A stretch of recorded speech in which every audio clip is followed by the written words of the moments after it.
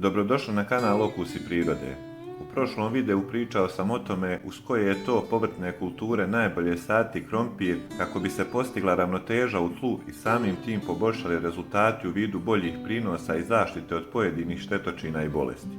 S druge strane, postoje biljke koje bi u svakom slučaju trebalo izbjegavati saditi pored krompira, a koje su to i zašto pogledajte odmah u nastavku videa. Povrtne kulture koje se tako reći takmiče za sunčevu svjetlost, hranjive tvari u tlu ili prostor, zatim koje privlače iste štetočine i koje su podložne istim bolestima, nije dobro saditi zajedno.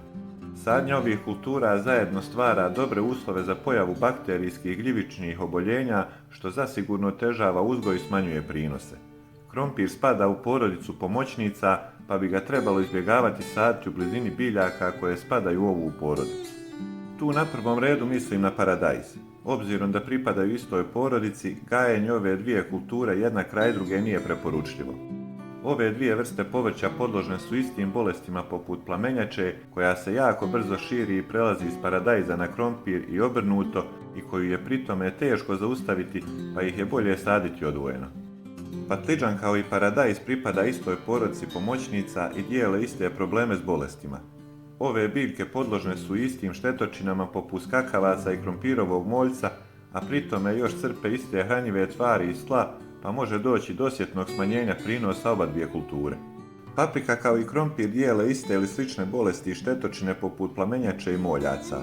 Isto tako imaju slične potrebe za hranjivim tvarima, posebno kalijem i fosforom, pa ako se sade blizu, mogu se natjecati za iste hranjive tvari iz tla, što može dovesti do smanjenja prinosa jedne i druge kulture. A kako tlo ostaje bez kalija i fosfora, tako će se i paprika i krompir slabije razvijati. Mrkva i krompir također nisu idealni susjedi jer imaju vrlo slične potrebe u pogledu hranjivih tvari. Njihovi korijenski sistemi mogu doći u konkurenciju, čime se smanjuje efikasnost uzimanja hranjivih tvari iz tla. Mrkva isto tako smanjuje kvalitet tla u kojem raste krompir, a tamo gdje je slabo tlo i biljka se slabije razvija, postoji veća mogućnost za pojavu bolesti. Krompir i kupusnjače, kao što su kelj, kupus ili brokule, nisu najbolji susjedi. Iako se u nekim slučajevima može dogoditi da rastu zajedno, oboje imaju visoke potrebe za kalijum, što može iscrpiti tlo. Također, kelj i slične biljke mogu privući štetočine koje samo ne da napadaju njih, već se mogu prenijeti na krompir.